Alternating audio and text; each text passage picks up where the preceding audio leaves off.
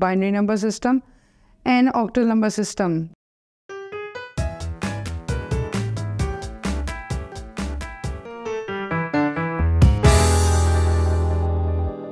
Assalamu alaikum dear students.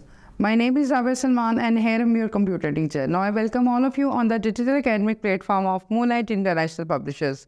मैं आप सबको यहाँ पर वेलकम करती हूँ और आज हम अपने न्यू चैप्टर के साथ अपना इनिशिएट करते हैं, वर्कआउट करते हैं। हमारे चैप्टर का नाम है प्रोग्रामिंग। हमारा नेक्स्ट टॉपिक है नंबर सिस्टम। नंबर सिस्टम जैसे मैंने भी आपको प्रीवियसली बताया कि कंप्यूटर जो है वो आप लोगों का जो है ह्यूमन लैंग्वेज को अंडरस्टैंड नहीं करता। कंप्यूटर जो है वो प्रोग्रामिंग लैंग्वेज बीच मशीन लैंग्वेज को अंडरस्टैंड करता है और मशीन लैंग्वेज डिपेंड्स करती है 0 और 1 पर। अब इससे रिलेटेड हम जो बात करते हैं नंबर सिस्टम की करते हैं।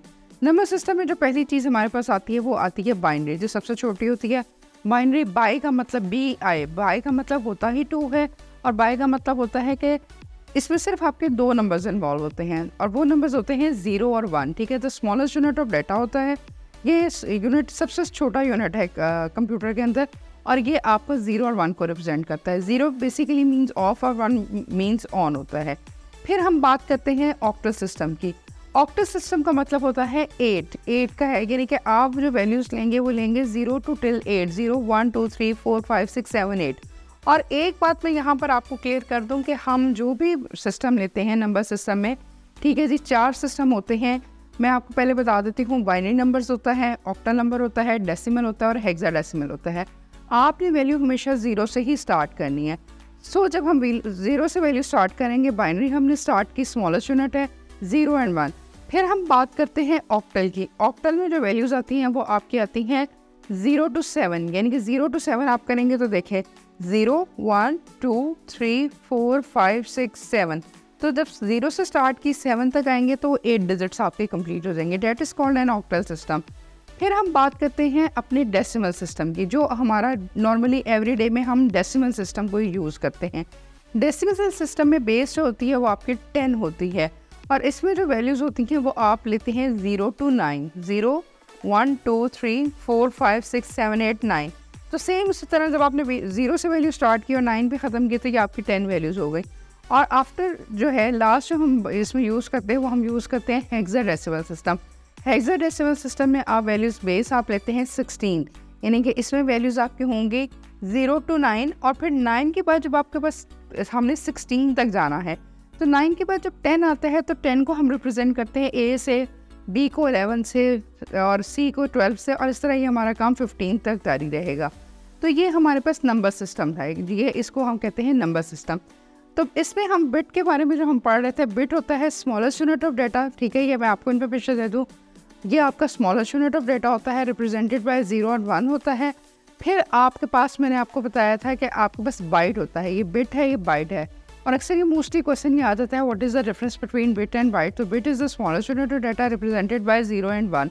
बाइट जो है वो कम्बिनेशन ऑफ 8 बिट्स होती हैं, वो कुछ भी 8 बिट्स हो सकती है, 0 1 1 1 1 0 1 1 1। और इसका जो हाफ होता है वो आपका निबल कहलाता है। स्टूडेंट्स, हम डाटा को किस तरह रिप्रेजेंट करते हैं, डाटा किस तरह कंप्यूटर के अंदर रिप्रेजेंट होता है। हमने बिट और बाइट के बारे में पढ़ा, आगे इसकी एडवांस फॉर्म आना शुरू हो जाती है। जितनी ज़्यादा एडवांस फॉर्म होगी हम कंप्यूटर में डाटा उतना ही ज़्यादा हम स्टोर कर सकते हैं।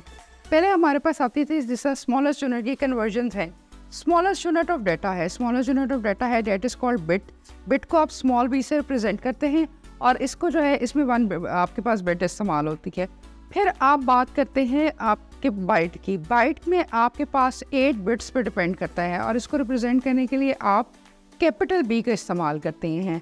बिट को इस्तेमाल करने के लिए, स्मॉलेस्ट लेटर को इस्तेमाल करने के लिए स्मॉल b और बाइट को इस्तेमाल करने के लिए आप कैपिटल B इस्तेमाल करते हैं और इसमें आपके पास 8 बाइट्स आती हैं। फिर हम बात करते हैं किलोबाइट्स की।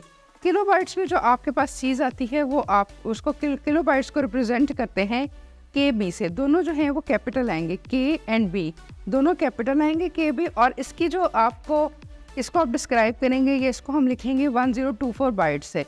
फिर उसके पास आपके पास आ जाती है मेगाबाइट्स। ठीक है, मेगाबाइट्स को आप रिप्रेजेंट करते हैं मेगाबाइट्स MB से। मेगाबाइट्स दोनों कैपिटल हम लिखेंगे और 1024 की पावर का स्क्वायर हो जाएगा वो, यानी कि चीज़ सेम चलेगी। इसको याद करने का एक ही तरीका है, आपने किलोबाइट्स को याद कर लिया 1024 बाइट्स और 1024 का स्क्वायर ले लेंगे तो वो आपके पास मेगाबाइट्स बन जाएगी। फिर आपके पास आ जाती है गीगाबाइट्स। गीगाबाइट्स को रिप्रेजेंट करेंगे GB से, G एंड B, फिर कैपिटल में आएगा J और B, और 1024 की पावर 3, पावर को हम 3 से हम रिप्रेजेंट करेंगे।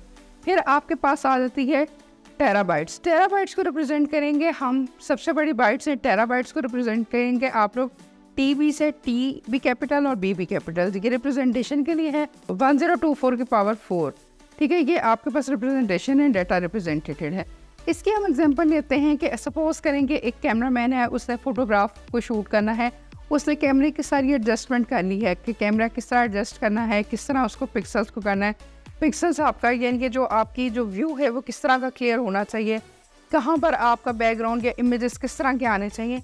तो उसने जो है वो नंबर्स की फॉर्म में आपके डाटे को एडजस्ट कर दिया, 0 1 2 3 4 5 6 7 8 9, जहाँ पे भी एडजस्टमेंट की, ठीक है। आपकी वो तस्वीर या इमेज या ऑडियो वीडियो कुछ भी रिकॉर्डिंग कर लेंगे, और फिर उसके बाद जो है वो उसकी कन्वर्जन हो जाएगी, उसमें जो है वो आपकी ह्यूमन से वो है आपकी मशीन लैंग्वेज पे वो कन्वर्ट हो जाएगा, और जिस पे वो सेटिंग होगी उसी पे उसकी कन्वर्जन हो जाएगी।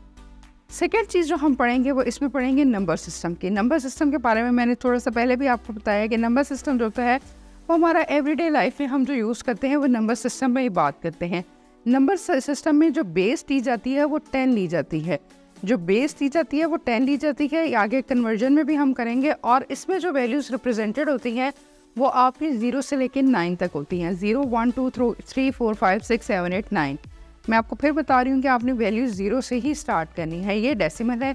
और अगर हम ऑक्टल की बात करते हैं तो ऑक्टल रिप्रेजेंटेड बाय 8, ऑक्टल में जो बेस दी जाती है वो 8 ली जाती है, और वैल्यूज़ आपकी उसी तरह कंसीडर होती है, 0 1 2 3 4 5 6 7 8 7 तक आपकी रिप्रेजेंट होती हैं। तो जब 0 से लेके आप 7 तक करेंगे तो वो 8 आ जाएगा। हम बात करते हैं बाइनरी नंबर सिस्टम की। बाइनरी मीन्स मैंने आपको बताया BI मैंने 2 होता है, ये सबसे स्मॉलेस्ट यूनिट ऑफ डाटा है, और इसमें जो आप नंबर रिप्रेजेंट करते हैं वो 0 और 1 की फॉर्म में करते हैं। इसमें आप कन्वर्ट कर देते हैं 0 और 1 की फॉर्म में, ठीक है। हर डाटे को कंप्यूटर इसको खुद ही एक्सीड कर देगा, खुद ही उसमें परफॉर्म कर देगा, कैलकुलेट कर देगा। तो स्टूडेंट्स, हमारा आज का जो टॉपिक था वो हमने प्रोग्रामिंग के बारे में पढ़ा, प्रोग्रामिंग से हमने रिलेटेड पढ़ी कि किस तरह कन्वर्जन होती हैं। तो होपफुली आप लोगों को ये समझ आया होगा। इसके बारे में अच्छी तरह गो थ्रू कीजिएगा, इसको पढ़िएगा और इसमें याद रखिएगा binary means 2, octal means 8, decimal means 10 और हेक्साडेसिमल मीन्स 16। यही हम कन्वर्जन ऑनवर्ड्स लेके चलेंगे। मुझे उम्मीद है कि आप सबको आज का टॉपिक समझ आया होगा। अपना ख्याल रखें, इंशाल्लाह फिर मुलाकात करते हैं। अल्लाह हाफ़िज़।